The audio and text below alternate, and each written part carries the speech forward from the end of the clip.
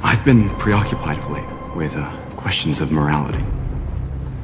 Right and wrong, good and evil. As a man, I'm flesh and blood. I can be ignored, I can be destroyed, but as a symbol, I can be incorruptible. And here we go. You took that away from me! You took everything! Where are we? Killing is making a choice.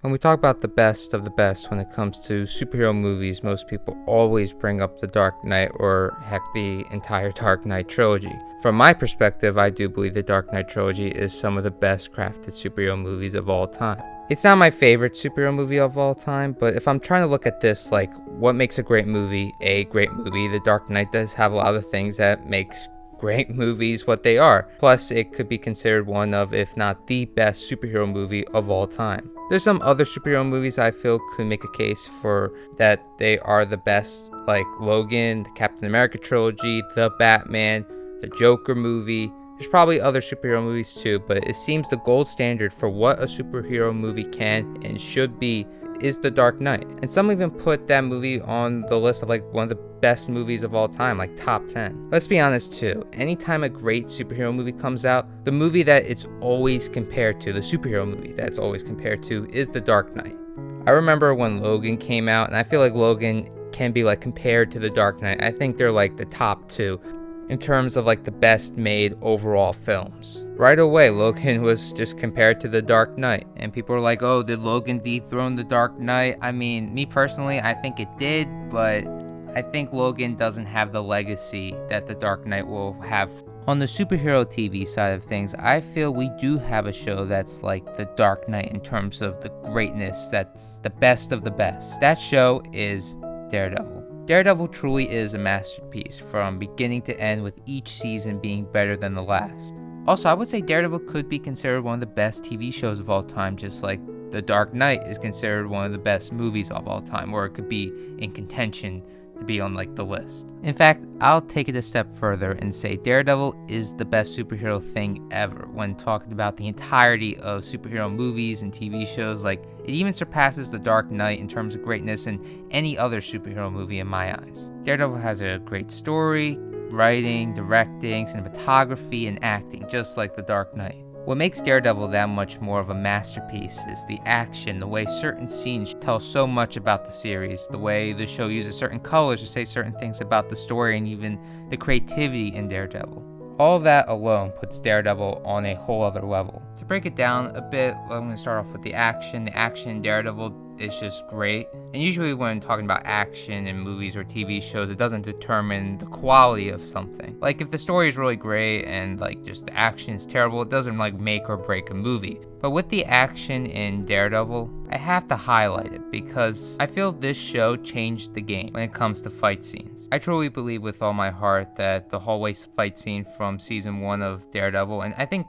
all the fight scenes in Daredevil, but mainly that one fight scene in season 1, the first one-shot hallway fight scene that this show ever had, I think it popularized the one-shot fight scenes. And since the fight scenes are like so iconic in this show, and I don't want to say it changed the industry, but it popularized certain fighting styles that certain movies and TV shows have. So the fight scenes are one of many things that really makes the show unique for the superhero genre and just for like entire movie and TV show industry.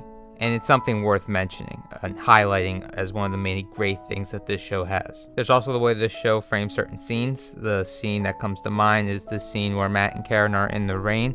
Such a beautiful scene. And then there's like the way the show uses color and its environment to symbolize things about the characters and story. A lot of the great shows use color and scenes and environments to symbolize things about story and characters. I just love the level of detail that this show has by using colors to symbolize things. And there's the creativity of Daredevil, which again comes down to the shots, the story, and the fight scenes. No other superhero show is as creative and willing to try new stuff for the superhero genre like Daredevil does. And when it does try new stuff, usually it pays off, and other movies and TV shows copy certain things that Daredevil does. Even though I feel Daredevil is better, I do feel both The Dark Knight and Daredevil are obviously great and can be considered masterpieces and probably like the best of the best in their genre.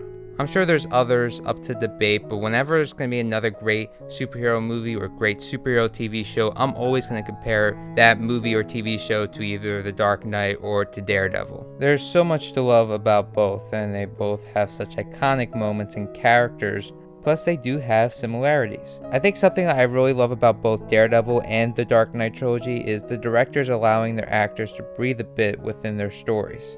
What I mean is, I feel the actors can put their own input into their characters. There's moments in both where you feel some things are improvised by the actors, and the directors are allowing their actors to really encapsulate their characters, which makes the scenes so much better. I could point to so many scenes in both where it feels like the characters are actually having a conversation, or it feels like they aren't following a script to the point where it doesn't feel authentic. We know all about the stuff that Heath Ledger improvised in The Dark Knight, but in Daredevil, there's little and even big things that were improvised. There's even improvised conversations where the director just allowed the actors to do their own thing. Like in the scenes where it's just Matt and Foggy, sometimes you can tell the actors are just improvising, or the directors are just allowing their chemistry with one another to take center stage, instead of trying to direct them to the point where their interactions are wooden and it doesn't feel real and authentic. There's also scenes with the Punisher, especially in season 2, like on the rooftop scene. Obviously they were following a script, but there were little things,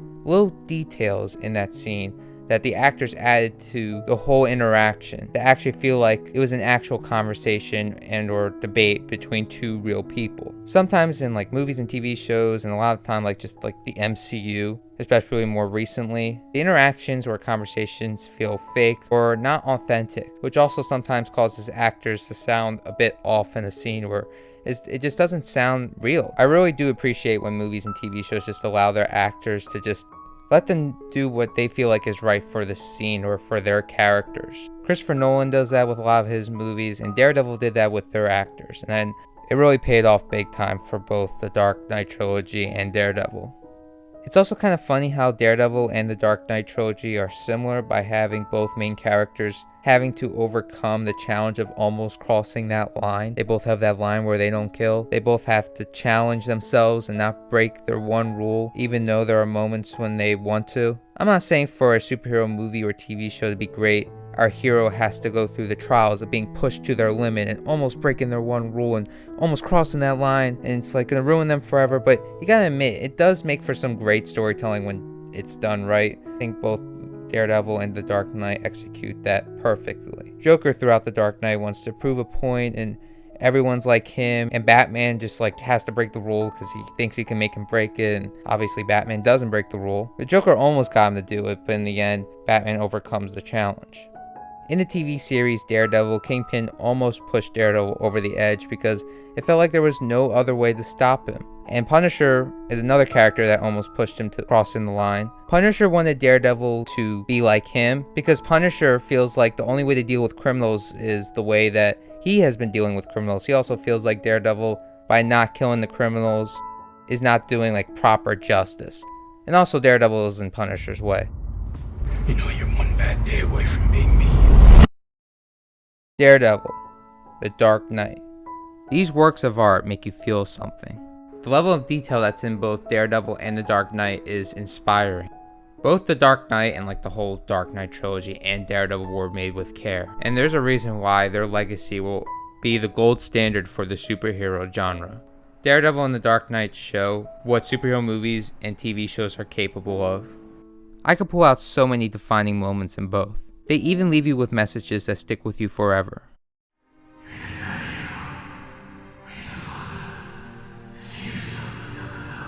But you don't get to destroy Boyhead!